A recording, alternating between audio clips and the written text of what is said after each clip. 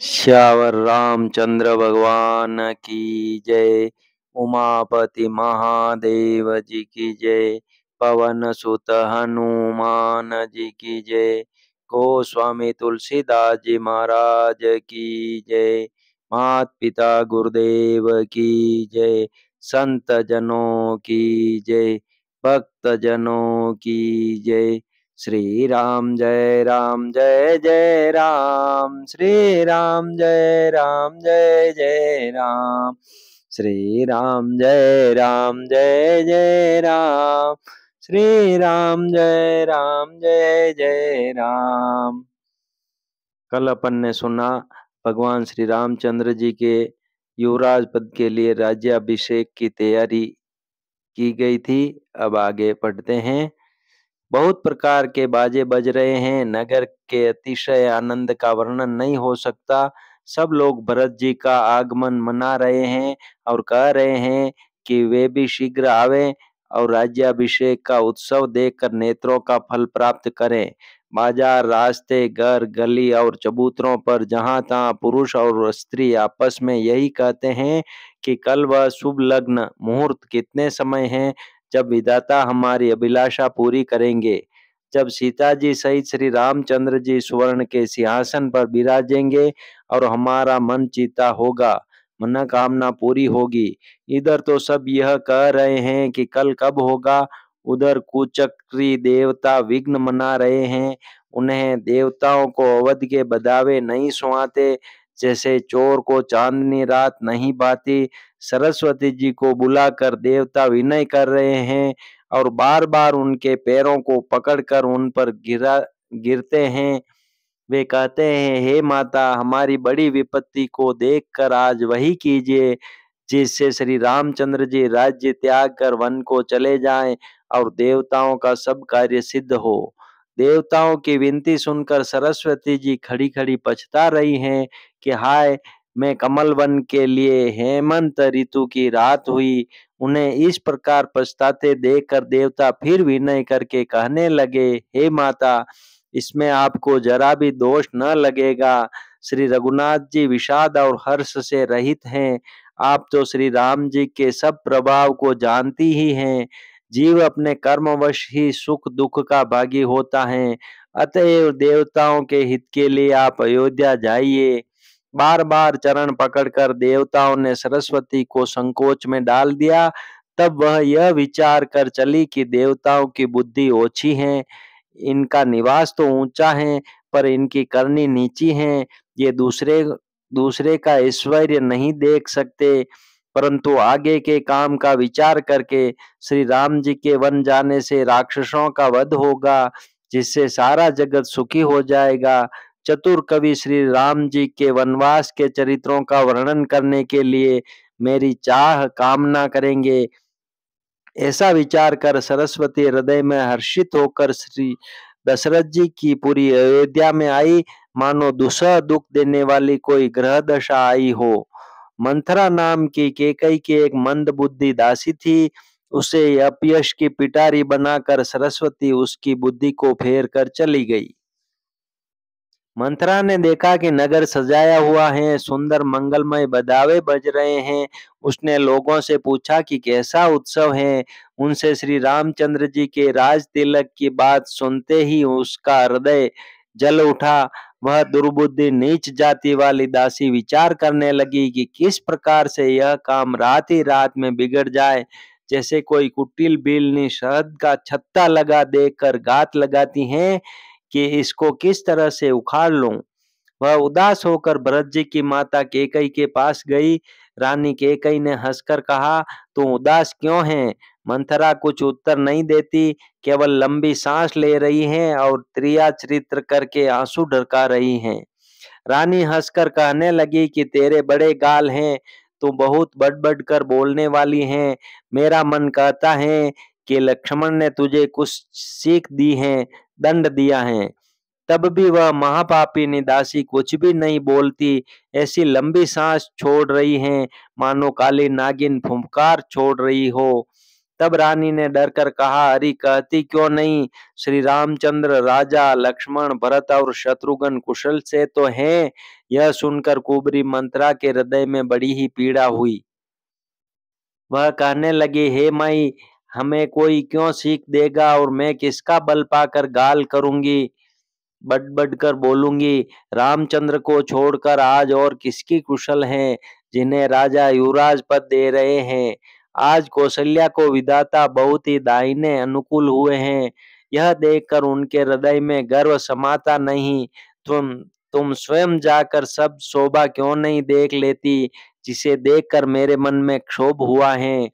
तुम्हारा पुत्र प्रदेश में है, तुम्हें कुछ सोच नहीं। जानती हो कि स्वामी हमारे वश में हैं। तुम्हें तो तोशक पलंग पर पड़े पड़े नींद लेना ही बहुत प्यारा लगता है। राजा की कपट भरी चतुराई तुम नहीं देखती। मंत्रा के प्रिय वचन सुनकर किंतु उसको मन की मैली जानकर रानी चुप कर डांट कर बोली, बस अब चुप रह गरफोड़ी कहीं की। जो फिर कभी ऐसा कहा तो तेरी जीभ पकड़कर निकलवा दूंगी। कानों, लंगड़ों और कुबड़ों को कुटिल और कुचाली जानना चाहिए, उनमें भी स्त्री और खासकर दासी। इतना कहकर भरत जी की माता कैकेयी मुस्कुरा दी और फिर बोली, हे प्रिय वचन कहने वाली मंथरा, मैंने तुमको यह सीख दी है, शिक्षा के लिए इतनी बात कही है। मुझे तुम पर स्वप्न में भी क्रोध नहीं है। सुंदर मंगलदायक शुभ दिन वही होगा जिस दिन तेरा कहना सत्य होगा, अर्थात श्री राम का राज्य तिलक होगा। बड़ा भाई स्वामी और छोटा भाई सेवक होता है, यह सूर्यवंश की सुहावनी रीति ही है। यदि सचमुच कल ही श्री राम का राज तिलक है तो हे सखी, तेरे मन को अच्छी लगे वही वस्तु मांग ले, मैं दूंगी। राम को सहज स्वभाव से सब माताएं कौशल्या के समान ही प्यारी हैं। मुझ पर तो वे विशेष प्रेम करते हैं। मैंने उनकी प्रीति की परीक्षा करके देख ली है। जो विधाता कृपा करके जन्म दें तो यह भी दें कि श्री रामचंद्र पुत्र और सीता बहू हों। श्री राम मुझे प्राणों से भी अधिक प्रिय हैं। उनके तिलक की बात सुनकर तुझे क्षोभ कैसा? तुझे भरत की सौगंध है, छल कपट छोड़कर सच सच कह, तुम हर्ष के समय विषाद कर रही हैं, मुझे इसका कारण सुना। मंत्रा ने कहा, सारी आशाएं तो एक ही बार करने में पूरी हो गई, अब तो दूसरी जीभ लगाकर कुछ कहूंगी। मेरा अभागा कपाल तो फोड़ने ही योग्य है। जो अच्छी बात कहने पर भी आपको दुख होता है, जो झूठी सच्ची बातें बनाकर कहते हैं, हे माई, वे ही तुम्हें प्रिय हैं और मैं कड़वी लगती हूँ। अब मैं भी ठकुर सुहाती मुंह देखी कहा करूंगी, नहीं तो दिन रात चुप रहूंगी। विधाता ने कुरूप बनाकर मुझे परवश कर दिया, दूसरे को क्या दोष? जो बोया सो काटती हूँ, दिया सो पाती हूँ। कोई भी राजा हो, हमारी क्या हानि है? दासी छोड़कर क्या अब मैं रानी होऊंगी? अर्थात रानी तो होने से रही। हमारा स्वभाव तो जलाने ही योग्य है, क्योंकि तुम्हारा हित मुझसे देखा नहीं जाता, इसलिए कुछ बात चलाई थी। किंतु हे देवी, हमारी बड़ी भूल हुई, क्षमा करो। आधार रहित अस्थिर बुद्धि की स्त्री और देवताओं की माया के वश में होने के कारण रहस्य युक्त कपट भरे प्रिय वचनों को सुनकर रानी कैकेयी ने बैरिन मंत्रा को अपनी सुहृद अहेतुक हित करने वाली जानकर उसका विश्वास कर लिया। बार बार रानी उससे आदर के साथ पूछ रही हैं, मानो बीलनी के गान से हिरनी मोहित हो गई हो। जैसी भावी होनहार हैं, वैसी ही बुद्धि भी फिर गई। दासी अपना दाव लगा जानकर हर्षित हुई। तुम पूछती हो, किंतु मैं कहते डरती हूँ, क्योंकि तुमने पहले ही मेरा नाम गरफोड़ी रख दिया है। बहुत तरह से गढ़ छोड़कर खूब विश्वास जमाकर तब वह अयोध्या की 60 साथी सनी की 7.5 वर्ष की दशा रूपी मंत्रा बोली, हे रानी, तुमने जो कहा कि मुझे सीताराम प्रिय है और राम को तुम प्रिय हो, सो यह बात सच्ची है, परंतु यह बात पहले थी। वे दिन अब बीत गए। समय फिर जाने पर मित्र भी शत्रु हो जाते हैं। सूर्य कमल के कुल का पालन करने वाला है, पर बिना जल के वही सूर्य उनको कमलों को जलाकर भस्म कर देता है। सोत कौशल्या तुम्हारी जड़ उखाड़ना चाहती हैं, अतः उपाय रूपी श्रेष्ठ बाढ़ घेरा लगाकर उसे रूंध दो, सुरक्षित कर दो। तुमको अपने सुहाग के झूठे बल पर कुछ भी सोच नहीं है। राजा को अपने वश में जानती हो, किंतु राजा मन के मेले और मुंह के मीठे हैं, और आपका सीधा स्वभाव है। आप कपट चातुराई जानती ही नहीं। राम की माता कौशल्या बड़ी चतुर और गंभीर हैं, उसकी था कोई नहीं पाता। उसने मौका पाकर अपनी बात बना ली। राजा ने जो भरत को ननियाल भेज दिया, उसमें आप बस राम की माता की ही सलाह समझिए। कौशल्या समझती हैं कि और सब सोते तो मेरी अच्छी तरह सेवा करती हैं। एक भरत की माँ पति के बल पर गर्वित रहती हैं। इसी से हे माई, कौशल्या को तुम बहुत ही साल खटक रही हो, किंतु वह कपट करने में चतुर हैं, अतः उसके हृदय का भाव जानने में नहीं आता। वह उसे चतुरता से छिपाए रखती हैं। राजा का तुम पर विशेष प्रेम है। कौशल्या सोत के स्वभाव से उसे देख नहीं सकती, इसीलिए उसने चाल रचकर राजा को अपने वश में करके भरत की अनुपस्थिति में राम के राज तिलक के लिए लग्न निश्चय करा लिया। राम को तिलक हो, यह कुल रघुकुल के उचित ही है, और यह बात सभी को सुहाती है, और मुझे तो बहुत ही अच्छी लगती है। परंतु मुझे तो आगे की बात विचार कर डर लगता है। देव उलटकर इसका फल उसी कौशल्या को दे।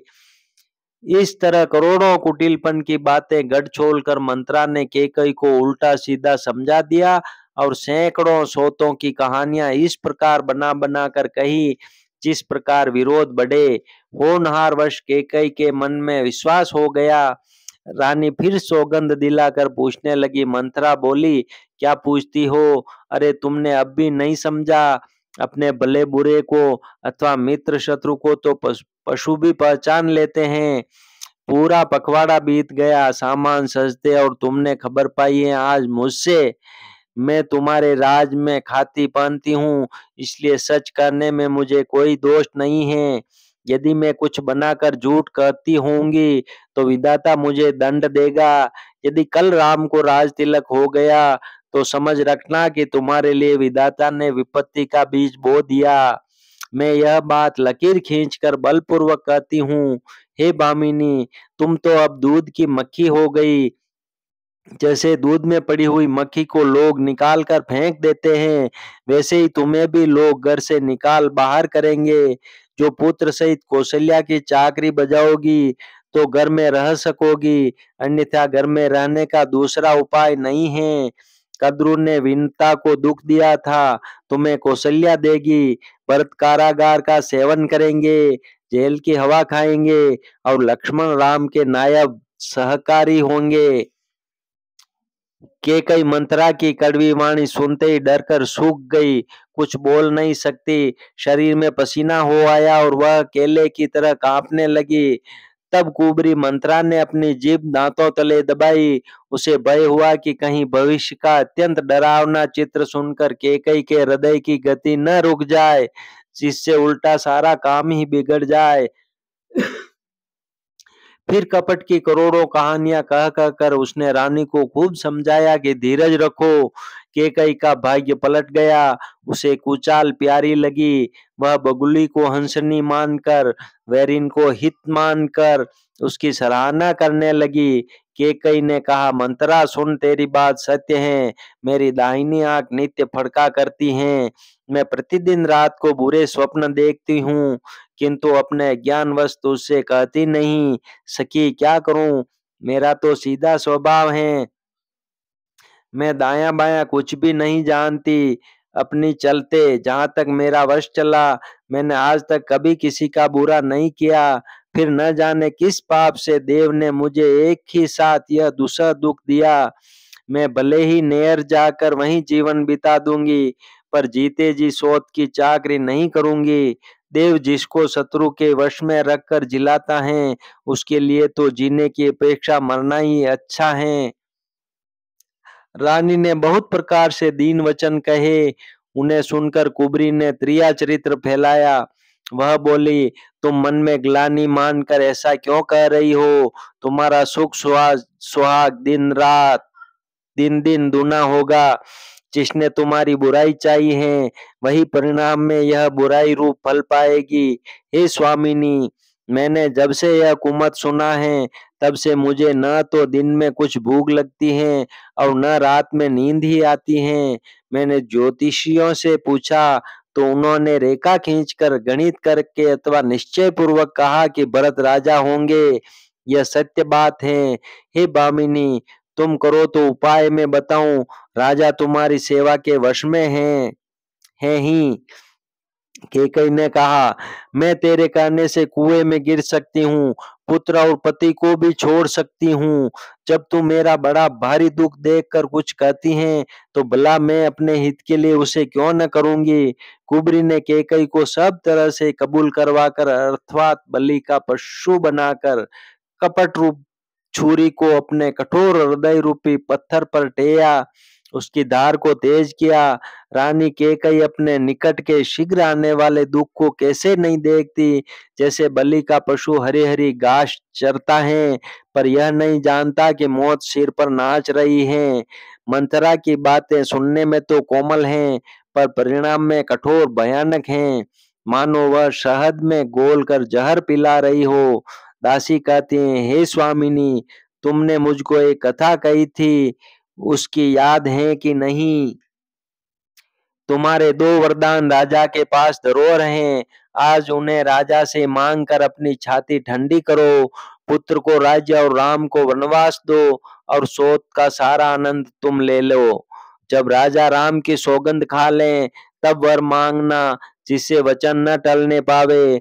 आज की रात बीत गई तो काम बिगड़ जाएगा। मेरी बात को हृदय से प्रिय या प्राणों से भी प्यारी समझना। पापिनी मंथरा ने बड़ी बुरी गात लगाकर कहा, कोप भवन में जाओ, सब काम बड़ी सावधानी से बनाना। राजा पर सहसा विश्वास न कर लेना, उनकी बातों में न आ जाना।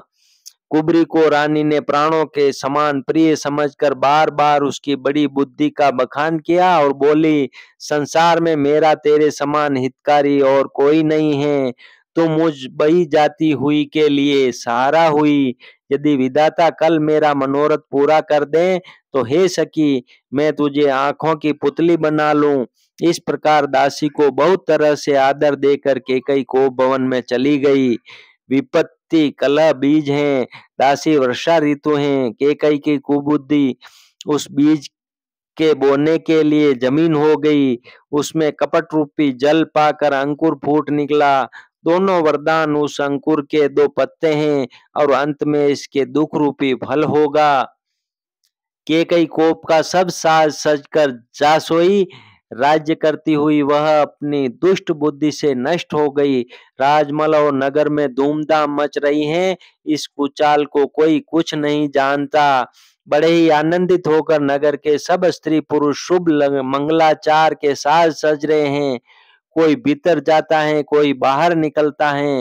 राजद्वार में बड़ी भीड़ हो रही है। बोलो सियावर रामचंद्र भगवान की जय। उमापति महादेव जी की जय। पवन सुत हनुमान जी की जय। गोस्वामी तुलसीदास जी महाराज की जय। मात पिता गुरुदेव की जय। संत जनों की जय। भक्त जनों की जय। श्री राम जय राम जय जय राम। श्री राम जय राम जय जय राम। श्री राम जय राम जय जय राम। श्री राम जय राम जय जय राम।